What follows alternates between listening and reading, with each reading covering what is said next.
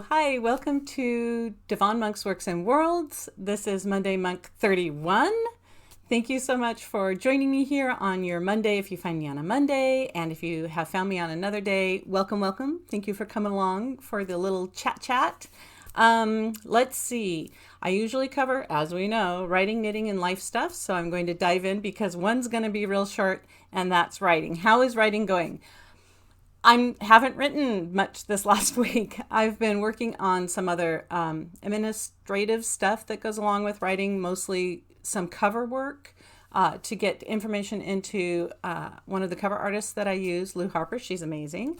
Anyway, she's going to be doing a rebranding for me of one of my series, and that's all I'll say for now because we'll get that branding going and then I'll share it with you. So I've been working on some cover work and some behind the scenes stuff. But as for actual words coming from my fingers, not so good, people.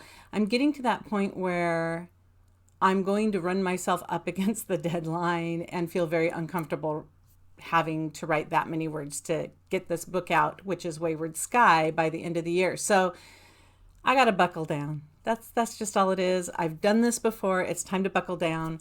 But this weekend was a holiday weekend for pretty much everybody in the United States. I know some people worked it, and thank you for working it. I hope they paid you really well or that you get other days off to make up for it. But I had it off, as did my husband and my sister and brother and their spouses. And that's our little group. That's the Traveling Rats who run off and do quick vacation jaunts. So we did do that this weekend instead. I thought I might get some writing done during that. I didn't get any writing done.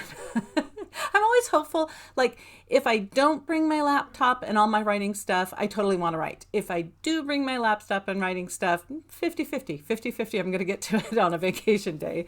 So let's see. So writing is going, I guess, where I expect it to go. We're good. We're going to go forward. I have good feelings about this week. So hopefully I'll be able to announce next week that I've written so many words. I don't know what to do with myself. Okay, so writing. Knitting. Knitting's also going well. I am working on that project that I owe somebody for the last couple of years and haven't given it to them yet. It's almost done, and I did do that while I was on vacation. I knitted on it, and I realized that I was knitting the hand part of the toy, and I didn't like how the hand was coming out, so I'm going to redesign the hand. And I didn't have self-service all the time where I was at to be able to search through knitting patterns for either the ones that I've bought or the ones just, looking for hands, the kind of hand that I wanted. So that's something I'll do this week, and it should be done by this weekend. Like that project is very close to being done. But because I don't actually have a current knitting project to show you, I thought I'd bring up one of my oldies, like reach into the archives and pull up a knitted project. One of the funny things about knitting toys and giving them away is I have knit a lot of toys and I love them. And I haven't knit a lot of duplicates. Like I'll knit one and then I don't knit that toy ever again. But there are times when I will modify or duplicate a toy that I've done before. But I give most of my toys away. I don't keep them. So you'd expect me to have like maybe a wall of knit toys, but I don't, because I have pictures of them, but I give them away. But there are a few that I've knit for myself that remain, and it's a very few, but this is one of them. Okay, here's a toy that I knit a little while ago. It crinkles at the bottom because it was meant to be a door stopper. And I don't remember the exact pattern's name, but I'll link to it down in the link. And it is supposed to be a knit gnome. I've shown this way early back on the channel, but I thought I'd re-show it now. This is a gnome. It's actually a wizard gnome. And I'm currently using him as a needle holder for my heavy yarn needles, so that when I need a needle to do the finishing off of a toy project, I just go to the gnome, wizard gnome. So he's my little Gandalf-y doorstop. He's actually heavy enough. Can you hear that? He's got glass beads in the bottom of him, and he can hold open a door. I actually have a gnome who holds my office door open that I also knit, but this wizard guy was going to use him for another, his beard's kind of getting his eye there. I was going to use him for another door stopper, but then I thought, well, I'll just have him sit up here and hold my needles. So he's currently a needle holder wizard. Pretty fun, right? Like, pretty cute. And what's great about his hat, I decided because it was a gnome pattern and I was messing with the curve of the gnome hat because it was supposed to be just a tippy gnome hat. And I messed with the nose. It wasn't a pattern that came with that nose, but I like that nose. And I know that that's Alan Dart's gnome's nose because I've used that nose several times. And I made a different kind of beard for him than what the pattern said. So yeah, it's the same pattern as a gnome, but I messed with it. But one of the things that I did specifically with the wizard is I put a twist, like a flexible tie in the, or wire, like a wire in his brim of his hat. So you can mess with how his wizard hat is, which is pretty fun. So yeah, Wizard Gnome, he hangs out in my office and holds my needles for some of these toys that I make. So there is a knitting thing that I have done, not recently, but it has happened. And one of these days, I'm going to do this video with me just putting on all of the weird hats I've I've knit. I like weird hats, and I've knit several, and those I keep. So I'll have to do a hat show sometime. Okay, so that's writing, that's knitting. We are zooming along today. The last thing is just life stuff, or we pull a little question out of our wooden heart box. That's usually about writing. I'm going to go ahead and lean toward life stuff because we just did our vacation. I'm going to tell you a very small vacation story. So the 6 of us traveling rats, like to travel together. And the first time we tried camping together, we wanted to go somewhere where none of us had experience, so it was fresh eyes all around, and we could find out if we enjoyed spending time together in really close company with kind of primitive, accommodations. We weren't going for anything fancy. So we ended up down in the southeastern corner of Oregon, which is desertous. And usually when you think of Oregon, you think rain, maybe even rainforest, maybe oceans, rivers, and it is. Oregon is very, very green, very lush. And I live in the Willamette Valley, which is, definitely a fruit producing place and crops and very green and forests and all that good stuff. Well, not forests in the valley, but, on the edges next, on the rises.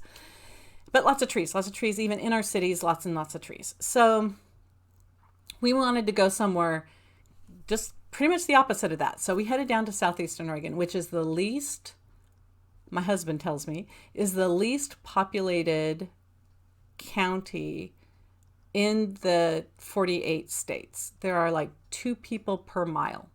I think there are places like in Alaska where there are no people per mile and that kind of stuff, but this is the least populated in the 48 states, in the contiguous states. So we went down there the first time, and we rented out a it's kind of a Connex box or a army box thing that they use for like mobile hospitals, whatever.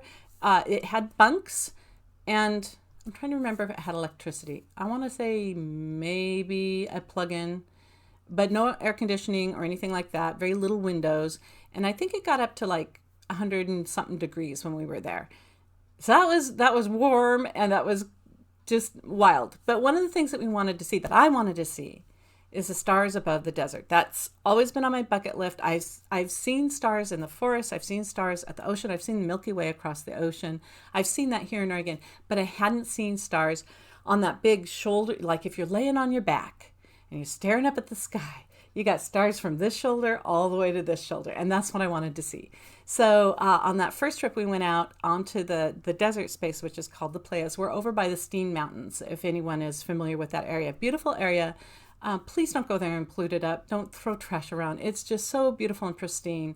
We're very careful about that. And I even hate to mention it because I don't want people to go there and mess it up. So be conscious, be respectful of this beautiful nature area.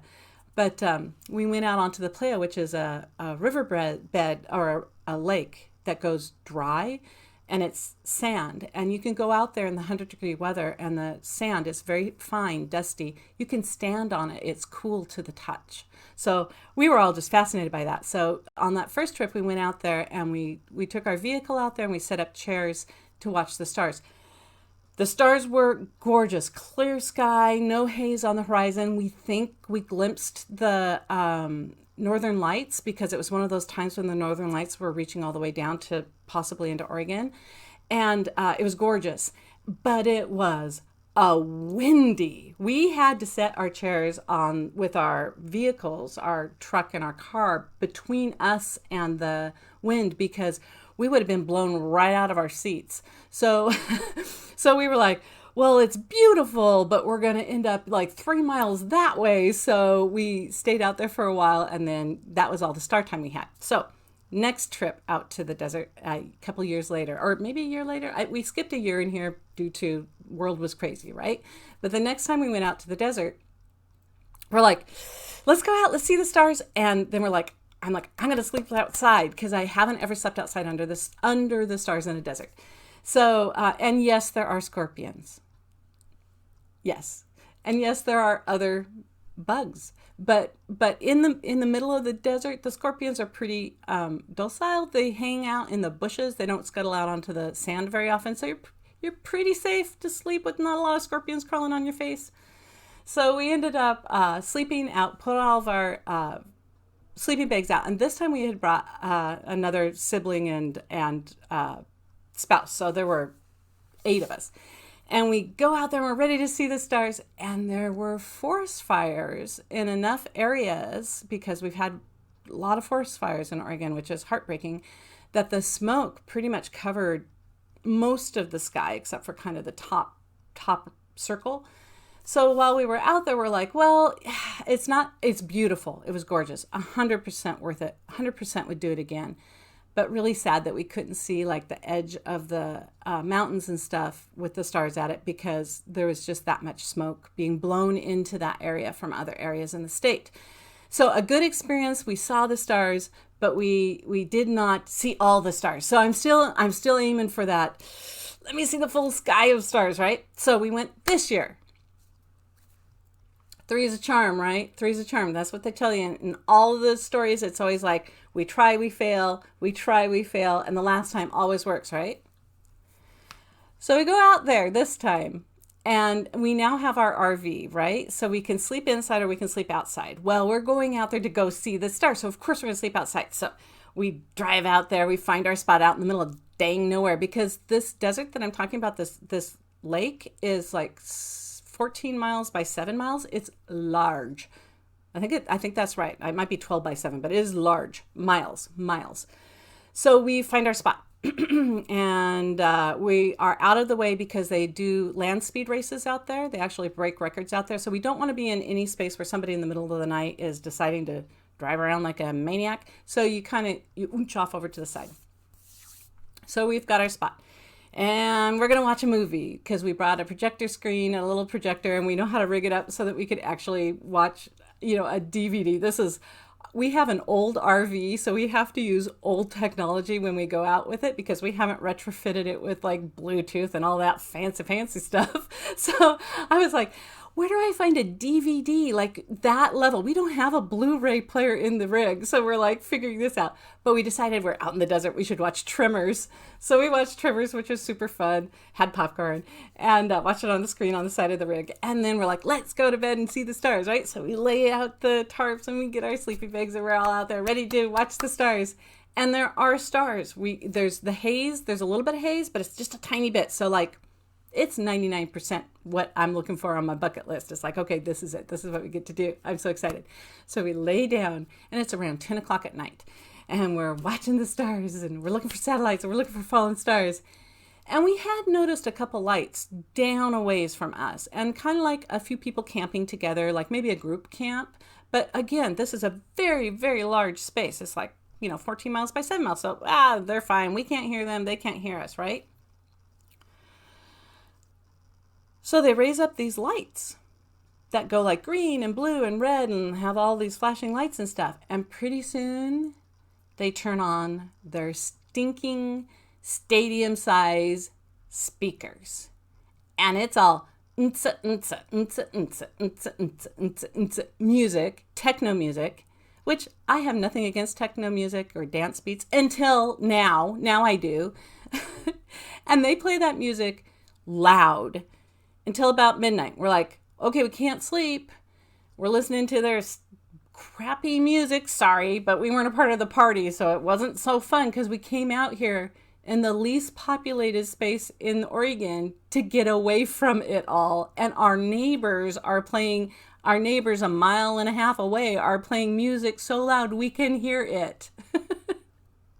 And so we're like, maybe earplugs. So we put earplugs in. You can hear it in the sand. It's under our sleeping bags. Unsa, unsa, unsa, unsa. And so they were like, well, maybe maybe we can just get to sleep because we know how loud it's going to be and stuff. Oh, no, that is not how loud it's going to get. It got louder. They cranked that sucker up past midnight and then cranked it up another time. And somebody got on a microphone and started wailing and did not carry well. Like, we're like, oh, wow, whoever is on stage needs to get off stage.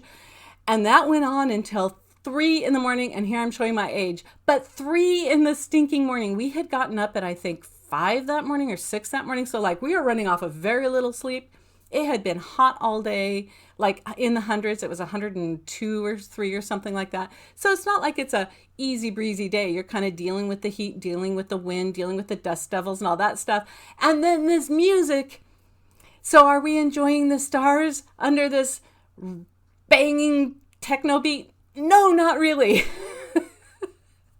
None of us slept, because they had a baby Burning Man out there. It was some sort of a rave. And so the next day we moved down like another mile and we could still hear them outside. So we ended up sleeping in the vehicle, which helped muffle it finally. But when we were leaving, we talked to the people that are close enough that kind of have the entry gate to the where you can go out onto that play space, and asked her, like, what's going on over there? Is this like a concert that goes on that we don't know about? Because we're not locals to that area. We're locals to Oregon, but not down there. And she's like, oh yeah, we have no idea what's going on with that. She goes, we're not a part of it. And I'm like, well, I didn't think you were, but like, and she goes, I think it's a college kids going out there for a rave. And so it's like, of all the places to go camping out in the middle of nowhere, we camped next to a rave. So 3 is not always a charm, people, because we got wind, we got smoke, and now we got a bunch of ravers. We will try again, but maybe not on Labor Day weekend, because I have a feeling they do this every weekend. They had a little secret code. You had to drive out there at these GPS coordinates. We found this out from the lady at the end. We didn't know it before we went. Otherwise, we would have hightailed it as far on the edge of the desert we could have from them. But they had a secret code where they put in your GPS locations, and then you flash your lights 3 times, and you wait for them to flash 3 times or once back or something, and then, woo, you're in the party. They obviously had a great time. We got no sleep. The second day we did get better sleep. But I was talking about this. Here's something that I think about camping, or anytime you go off on vacation or go on any trip or whatever.